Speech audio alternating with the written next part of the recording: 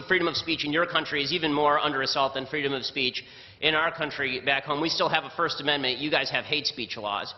You have a criminal code of Canada advocating for penalties of up to 2 years in prison for inciting hatred against an identifiable group, which is insanity, since obviously there is no great legal definition of any of these terms. They are all far too broad. As a lawyer, Bill C-16 is an abomination. Bill C-16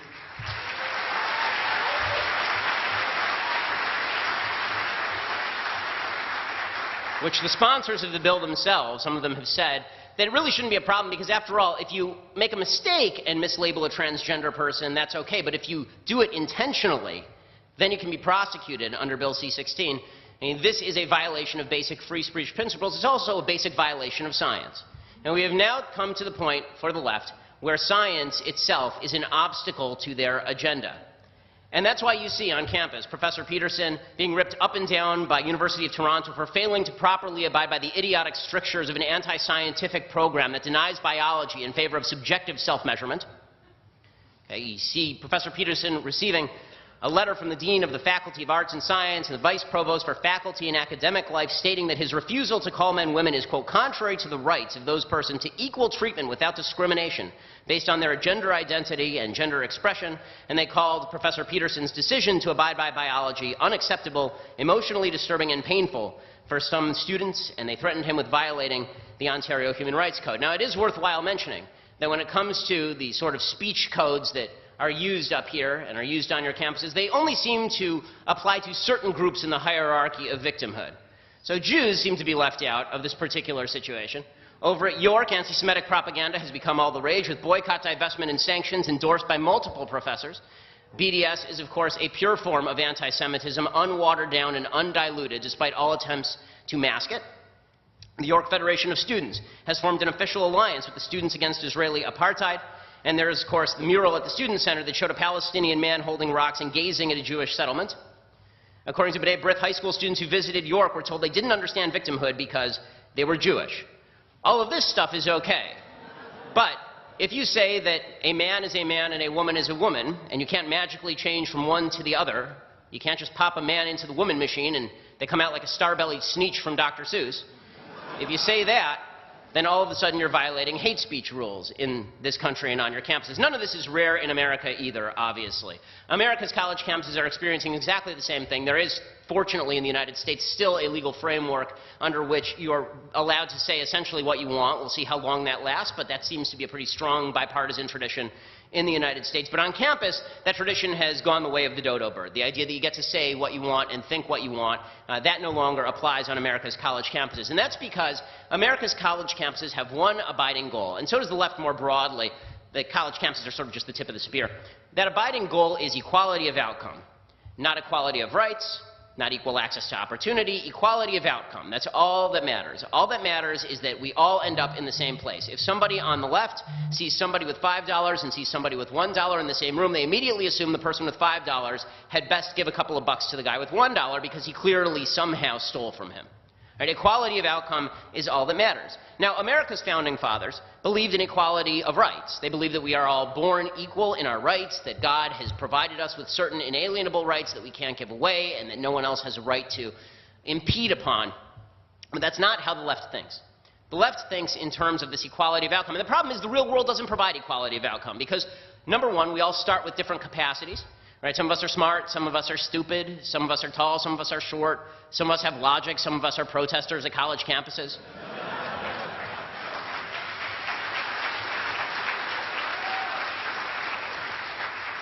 We're not all going to end up in the same place. We choose different career paths, we make different decisions about our lives, we work non-equally hard. And so what the left has decided is that if they can't achieve economic equality, they tried that for a century and it resulted in 100 million people dead. So they said, okay, we'll put that to the side for the moment. We'll come back later with like stupid Bernie Sanders like Justin Trudeau. And Bernie Sanders himself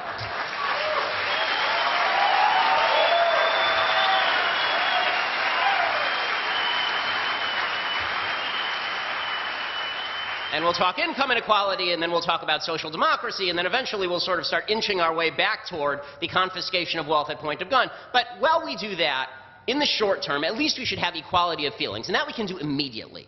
We can ensure equality of feelings right now. If we can't all feel equal in our achievements, then we can at least all feel equal when it comes to our feeling of victimhood at the hands of Western civilization. And the best way to do this is set up the hierarchy of intersectionality. And a bunch of people have talked about this tonight, but people say that it's hard to distinguish what that hierarchy is. It's not hard at all. We all know it, right? I mean, if you're on a college campus, if you're living in a leftist area, you know what the hierarchy of intersectionality is. You know, the folks whose opinions mean more. At the very top are the LGBT folks. And then below that are, this is the United States version anyway, right below that are black folks, and then Hispanic folks and Native American folks, and then women, and then Asian folks, and then Jews, and then straight white guys. Right? That's basically the hierarchy of intersectionality. And the thing is that your opinion doesn't matter. All that matters is where you are on this hierarchy of intersectionality, unless you are a right-winger. Then you are not even human and we don't pay attention to your opinions. But everybody else, we will accept your opinion so long as you accept the hierarchy. So if you're a straight white male and you accept that your opinion is of no value compared to anyone else on earth, then you get to be part of the club. And what's great about this is that you can tell just by looking at someone.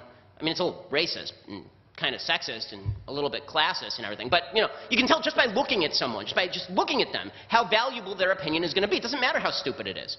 We know how valuable their opinion is going to be. In fact, if we could somehow find an LGBT, a transgender, male, lesbian, half Native American, half black, a quarter Mexican, and a little person with a disability, then that person would be able to just rule us. We could end democracy right now.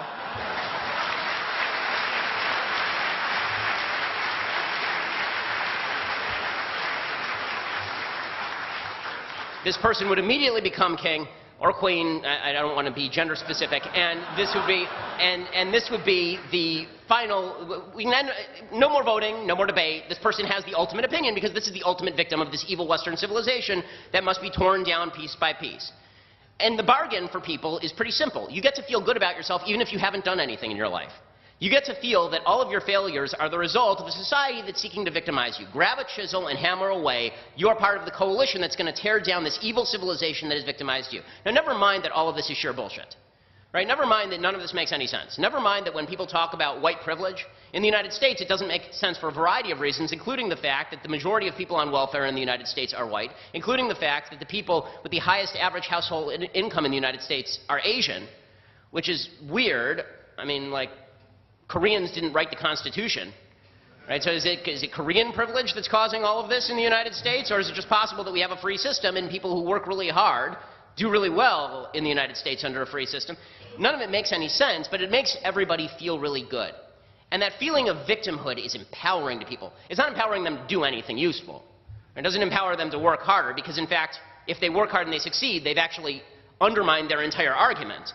If they work hard and they succeed under this cruel, oppressive system that was supposed to keep them down, then how do they make the argument it's a cruel, oppressive system that was supposed to keep them down? It makes it kind of difficult. But it does give them a feeling of achievement just for being there. And the way that they protect this is by preventing anyone else from thinking or speaking. And so they use language like white privilege, and then they use the microaggression culture. Now, the microaggression culture is specifically designed to make people into mewling babies.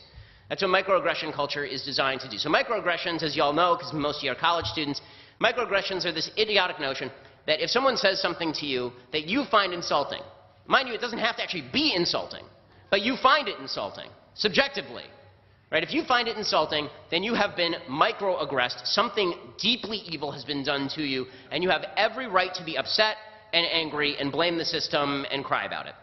Right? That's what and we have to ban them. We have to do everything we can to wipe that out of people. We have to have diversity training so that people must never speak. We become like a monastery from the 14th century. You just sit around and you stare at each other. But it's all pretty because it's ethnically diverse, but it's really quiet. That's what microaggression culture is designed to do. These small actions or word choices, as Jonathan Haidt over at The Atlantic says, that seem on their face to have no malicious intent, but that are thought of as a kind of violence nonetheless. Now, what's dangerous about this is not just the attempt to silence, it's the language itself. So microaggression is not just something insulting. When I was growing up, we didn't have this stupidity. I'm not that much older than you guys, but we didn't have this stupidity even 10 years before you were born. You know, we just used to call it an insult. And then we were told to grow up because people insult each other. But the microaggression language is different, because microaggression language suggests that there is an actual aggression taking place. Something aggressive has been done to you. Never mind that it wasn't purposeful. Never mind it wasn't even accident. Never mind maybe never even happened. The bottom line is something aggressive has been done to you. And you know what aggression calls for? It calls for an aggressive response. It calls for you to shut down debate. It calls for you to storm stages. It calls for you to get violent with people. And so things that are completely and utterly anodyne, right? If you say something like, I'm colorblind to somebody, this is a microaggression, because how could you not acknowledge your own white privilege? I'm colorblind actually means you're racist, right? If you use he and she, right, this is offensive to transgender people because you're not using made-up words like she and gjubi, right? These are microaggressions, because even if you legitimately didn't know the sex of the person you're talking to, or you did know the sex but you didn't know what, like you're meeting the person for the first time, you have no idea what in their own mind they are. If you do that, then it's a microaggression on a cosmic scale, and this calls for aggression. Now, and this has actually resulted in violence, not just in attempts to shut down speeches, you know, by somebody who I really dislike but has every right to speak, Milo Yiannopoulos at Berkeley, or attempts to shut me down at DePaul University or at University of Wisconsin or at Cal State LA. It's getting to the point where it's bleeding up from the university level higher up into sort of the left